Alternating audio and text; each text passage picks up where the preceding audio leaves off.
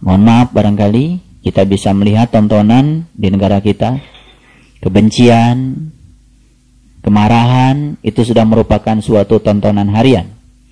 Jadi kalau di Jakarta sehari tidak ada demo, Jakarta ini menjadi aneh. Dan sekarang menjadi tidak aneh kalau setiap hari ada demo.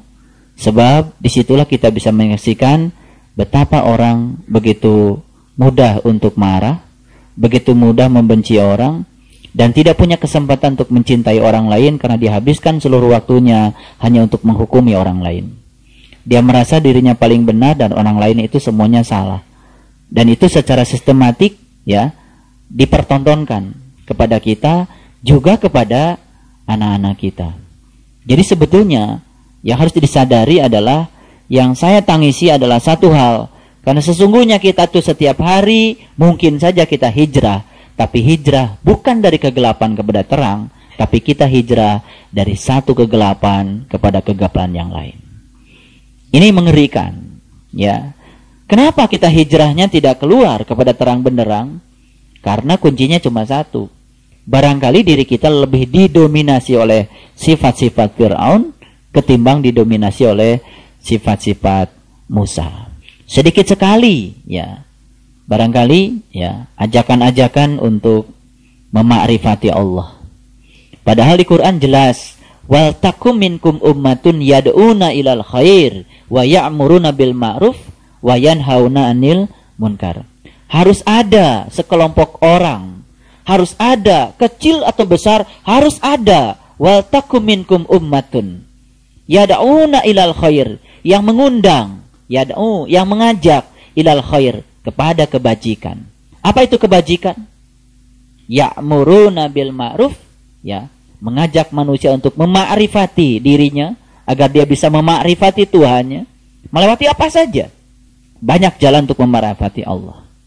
Untuk apa? Wa yanhauna 'anil munkar, dan kita pun harus mencegah orang-orang yang sudah bisa menampakkan diri, kaki spiritualnya di dunia ruhaniah yang sesungguhnya, agar mereka tidak kembali ke belakang. Dan kelompok umat ini yang mengajak ke arah ini sudah sangat-sangat langka. Sudah sulit kita mencarinya. Tapi kalau mengajak, orang yang mengajak kita ke arah Fir'aun, mudah. Yang mengajak kita ke arah Musa, itu merupakan sesuatu yang langka. Jadi kalau hari ini kita terpanggil untuk menggeserkan diri kita dari kiri ke kanan, itu sesungguhnya karena Allah telah menarik kita, kasih sayangnya begitu luar biasa untuk kita, karena kita telah dipilih olehnya untuk dikehendaki mendekatinya. Oleh karena itu, tidak ada hal yang harus kita ungkapkan kecuali rasa syukur. Dulu kita pernah punya pengalaman belajar berenang. Kita tidak akan pernah merasakan sensasi air ke dalam tubuh kita ketika kita berontak dalam air. Semakin berontak dalam air, maka air semakin menenggelamkan kita. Tapi begitu kita rileks, kemudian kita merasakan sensasi air pada tubuh kita, membiarkan tubuh kita menyatu dengan air, merasakan sensasinya, ternyata tubuh kita mulai mengambang. Dan tubuh kita mulai ringan, dan akhirnya mengapung dalam air. Makanya puncaknya mengapung dalam air ketika kita sudah benar-benar nol. Ketika kita sudah tidak lagi bernyawa. Makanya orang yang tenggelam, biasanya ketika orang tidak berenang tenggelam, pasti ke bawah dulu. Kalau sudah habis, baru ke atas. Jadi kita bisa menyaksikan sebetulnya ketika dia terapung, ya, gaya Archimedes bekerja total, itu ketika dia sudah betul-betul pasrah. Itulah sesungguhnya kehidupan. Kalau menurut saya, gambaran tentang pengalaman berenang itu, itulah gambaran tentang kita dalam kehidupan. Semakin berontak dan melawan kehidupan, sesungguhnya kita akan semakin tenggelam dalam kehidupan. Tapi semakin kita rileks, ikhlas, menerima kehidupan apa adanya, dan merasakan sensasi kehidupan apapun di luar kita, dan kita tetap damai dan rileks, maka kita akan merasakan kita terapung dalam kehidupan ini. Semuanya menjadi sangat ringan dan ringan. Betul? Jadi marilah kita berenang dengan rileks saja. Ya, tidak usah berontak. Karena ketika berontak sebenarnya kita sedang berpindah dari satu kegelapan kepada kegelapan yang lain. Biasanya kalau kita berontak, apa yang terjadi? Kita marah. Ketika tidak yang menolong, kita teriak. Atau mungkin kita juga meneriaki orang. Sebetulnya kita sedang menggelapkan diri kita sendiri. Saya ingin berikan sebuah fakta yang luar biasa dalam Al-Quran. Kalau kita baca Quran surat Al-Baqarah, dimulai dengan Alif Lam Mim. Berikutnya cerita apa? Cerita Zalikal Kitab. Kalau masuk pada Quran surat Ali Imran, Alif Lam Mim.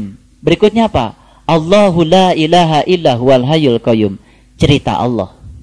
Kalau kita buka ayat yang berikutnya, tengoklah Quran surat Ar-Ra'd yang baru kita bahas.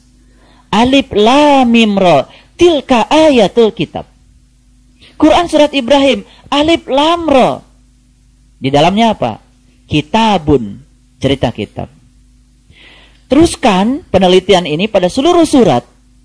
Ternyata setiap lafaz muqatta'ah yang di awal surat, itu berikutnya selalu cerita. Kalau gak cerita Allah, itu cerita kitab.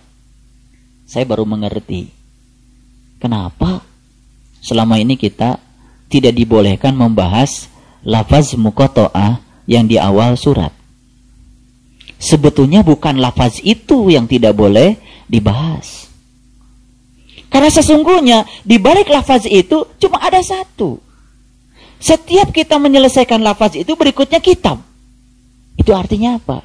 Ketika kita telah menemukan hakikat di balik lafaz itu, yaitu password untuk memasuki diri kita, maka kita akan menyaksikan kitab pada diri kita. Jadi sebetulnya Alif Lam Mim, Alif Lam Mim Ra, Alif Lam Ra, Kaf Ha Ya Ain Shad, Yasin pun. Coba, setelah Yasin apa berikutnya? Wal Qur'anil Hakim. Betul? Iya. Jadi sebetulnya semua lafaz muqatta'ah itu, kalau kita malas merinci satu-satu, rahasia di dalamnya cuma satu. Kunci pembuka mata kalbu. Makanya begitu kita menemukan kunci di balik itu, maka berikutnya pasti kita akan mengetahui kitab yang diturunkan kepadamu. Jadi, itulah. Nah, kenapa lafaz muqatta'ah tidak boleh dibahas? Yang tidak boleh dibahas itu bukan lafaznya. Yang tidak dibahas, tidak boleh dibahas itu adalah apa yang sudah kita dapat, tidak perlu dibahas lagi. Tidak perlu diobrolkan lagi. Begitu dapat kunci itu dari guru, itu milik kita. Setelah menjadi milik kita, Nabi mengatakan, barang siapa yang mengamalkan apa yang dia tahu, maka Allah akan mengajarkan apa yang belum dia tahu. Jadi kalau kita ingin banyak ilmu, gak usah cari kesana kesini. Kunci itu cukup untuk membuka rahasia semua ilmu. Amalkan itu dan terus amalkan. Mengamalkan yang kita tahu, Allah akan mengajarkan apa yang kita belum tahu. Jadi kaya kan kita. Kalau tidak boleh dibahas lagi, berikutnya tinggal apa? Jalani agar kita bisa menemukan kitab. Makanya tugas di Quran itu kan cuma satu. Di Quran surat Al-Isra, nanti kita akan masuk ke situ. Allah menugaskan cuma satu. Iqra kitabaka kafa binafsika al-yawma 'alaika hasiba. Bacalah kitabmu. Cukuplah itu sebagai juru hisabmu. Cukuplah itu sebagai muhasabahmu. Muhasabah yang sesungguhnya terjadi ketika kita membaca kitab.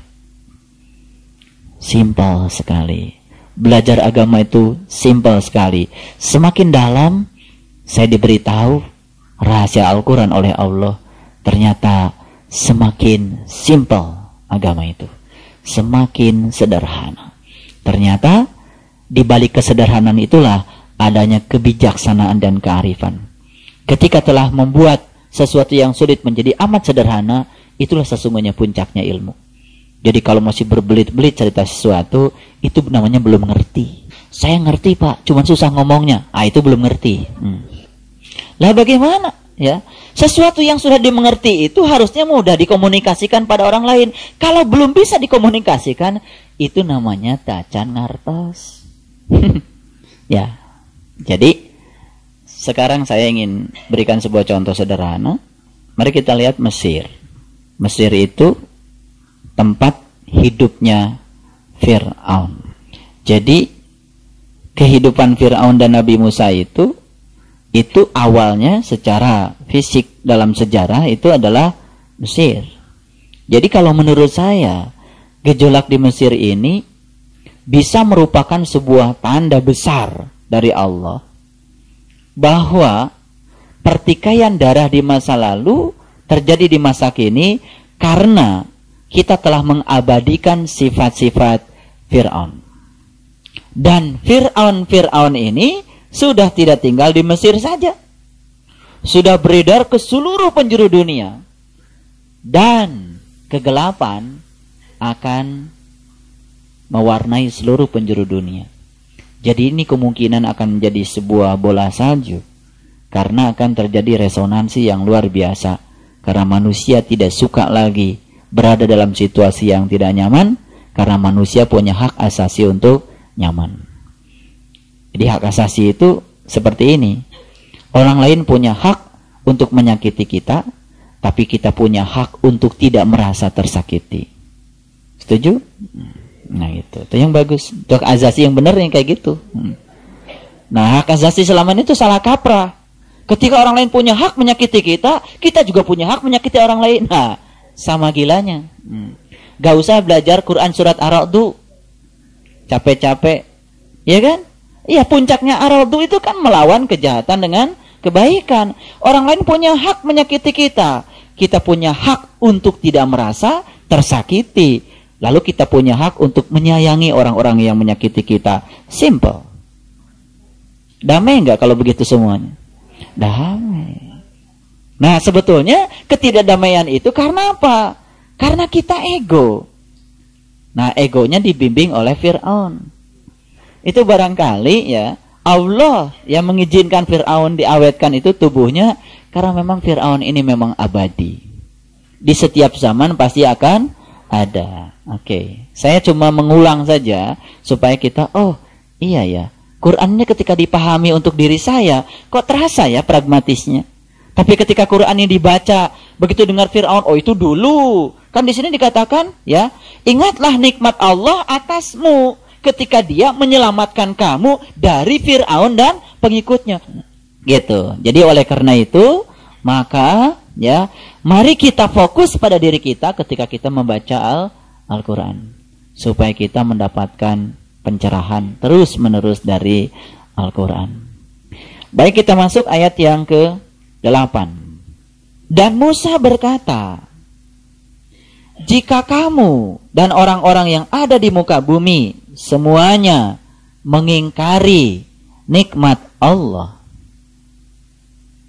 maka sesungguhnya Allah Maha Kaya lagi Maha Terpuji. Ini Musa berkata tuh kepada siapa? Kepada kamu. Siapa kamu di situ? Tentu saja orang-orang yang pernah ikrar untuk berguru kepada Musa. Betul? Yang di luar itu tidak masuk dalam ayat ini. Karena di sini yang dibicarakan itu, jika kamu dan orang-orang yang di muka bumi semuanya mengingkari nikmat Allah. Ini yang dibicarakan ini adalah orang-orang yang mengingkari nikmat Allah. Siapa yang mengingkari nikmat Allah? Yang sudah dapat nikmat atau yang belum? Yang sudah dong. Berarti ayat ini cerita untuk yang sudah dapat nikmat, tapi kemudian dia mengingkarinya. Apa sih nikmat Allah yang paling besar?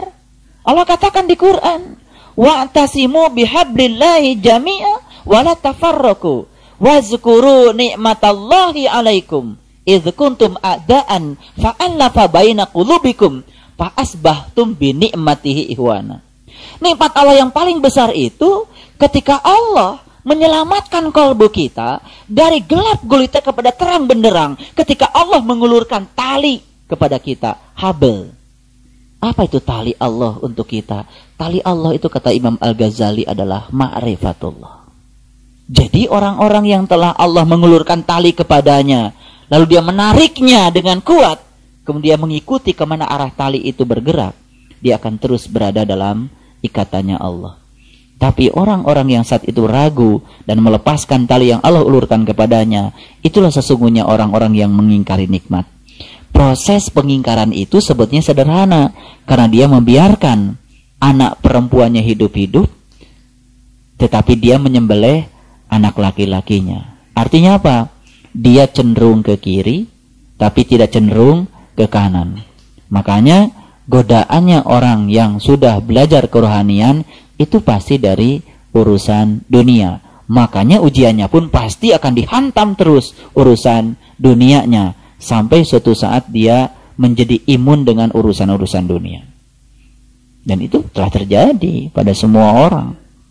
Ya, dari zaman para nabi, zaman para sunan, para wali, ya termasuk juga mungkin kita rasakan sampai hari ini. Bagaimana Allah bisa ya menaikkan kita ke tangga-tangga kerohanian kalau kita tidak menuruni tangga-tangga keegoan. Dan ego itu kan berasal dari intelek. Intelek itu kan berasal dari kecenderungan kita ke wilayah kiri. Kan itu sesungguhnya. Jadi kan semakin hari semakin memahami. Ya Quran itu ternyata mungkin ayatnya lain, suratnya lain, kok ceritanya sama. Ya kan? Ceritanya sama. Jadi intinya adalah bagaimana kita bisa ya menarik diri kita dari kegelapan kepada cahaya yang terang benderang. Baik, kita teruskan. Ayat yang ke-9.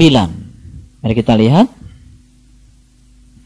Belumkah sampai kepadamu berita orang-orang sebelum kamu, yaitu kaum Nuh, kaum Ad, kaum Samud, dan orang-orang sesudah mereka.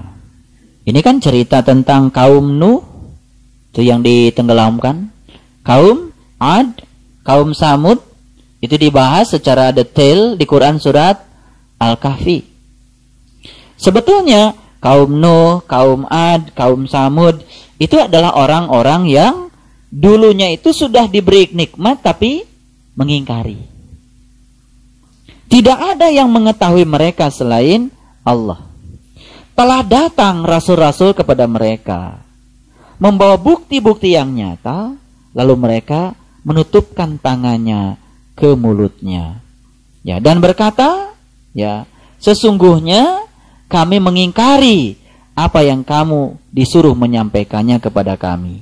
Dan sesungguhnya kami benar-benar dalam keraguan-raguan yang menggelisahkan terhadap apa yang kamu ajak kami kepadanya.